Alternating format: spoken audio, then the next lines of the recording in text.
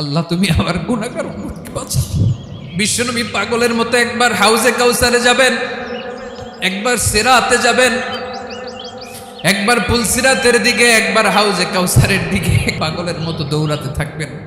তার কোনো গুনাহগার উম্মত যাতে জাহান্নামে ঢুকে না যায়।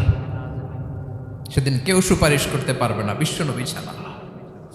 কিয়ামতের ময়দানে ওই বিভীষিকাময় সময়ে মুসিবতের কালে মানুষগুলো পাগল হয়ে বিশ্বনবীকে খুঁজতে আরম্ভ করবে।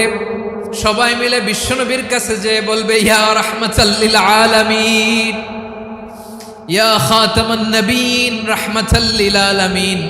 দেখেন আমাদের কি অবস্থা, কি কঠিন বিপদে আমরা আছি, দাঁড়াতে পারি না, সূর্যের আলোতে ঘেমে হয়রান।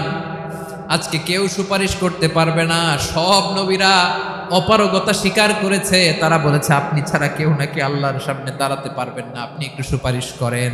বিশ্বনবী বলবেন, আসো আসো, আজকের দিনে আমি ছাড়া আল্লাহর সামনে কেউ দাঁড়াতে পারবে না।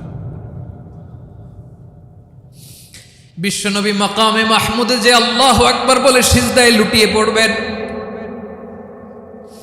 আল্লাহ রাব্বুল আলামিন বিশ্বনবীকে এমন কিছু চমৎকার শব্দ শিখাবেন, ওই শব্দগুলো দিয়ে আল্লাহর প্রশংসা করে বিশ্বনবী কাঁদতে আরম্ভ করবেন। বিশ্বনবী এমন ভাবে অজর দ্বারায় সিজদায় লুটিয়ে পড়ে কাঁদবেন, রব্বুল আলামিনের রহমতের দরিয়ায় জোশ লেগে যাবে।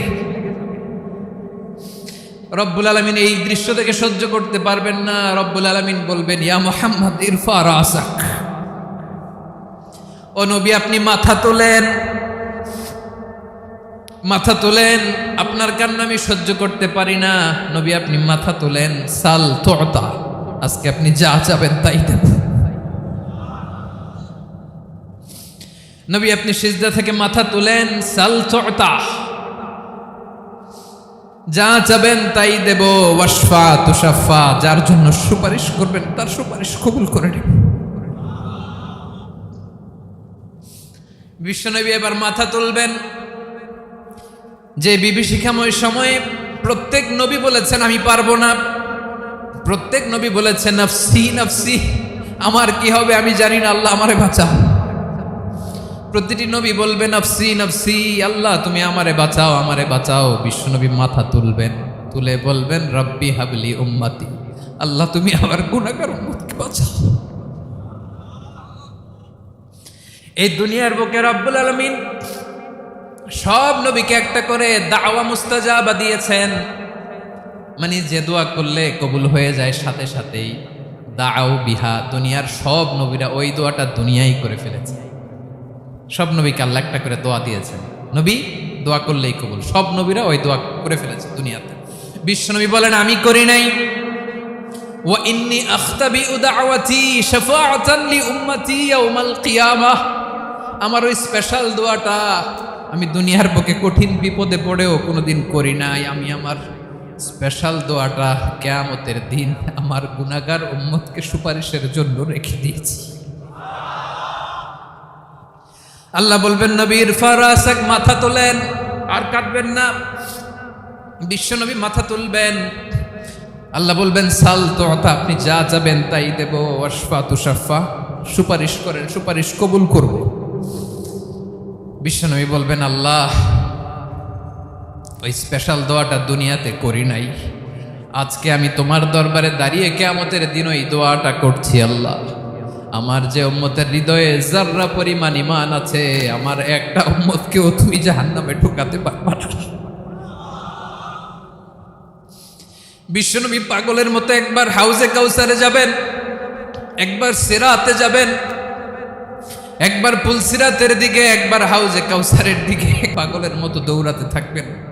তার কোনো গুনাহগার উম্মত যাতে জাহান্নামে ঢুকে না যায়। সেদিন কেউ সুপারিশ করতে পারবে না বিশ্বনবী ছাড়া।